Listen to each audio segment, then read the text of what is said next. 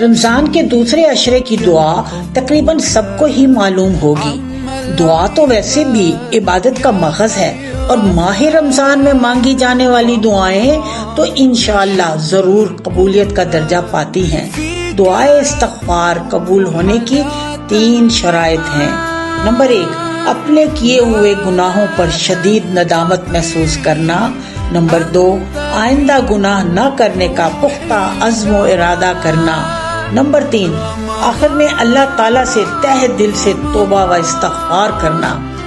استغفر اللہ ربی من کل ذنب واتوب الیہ۔ میں اللہ سے اپنے تمام گناہوں کی بخشش مانگتا ہوں جو میرا رب ہے اور اسی کی طرف رجوع کرتا ہوں۔ یہ نہ ہو کہ ہم تسبیح کے دانوں پر چلتے پھرتے استغفر اللہ کرتے رہیں اور گناہ والے کام بھی ساتھ ساتھ چلتے رہیں، پھر یہ گمان کر لیں کہ معافی مل گئی۔ کیا ایسا ممکن ہے؟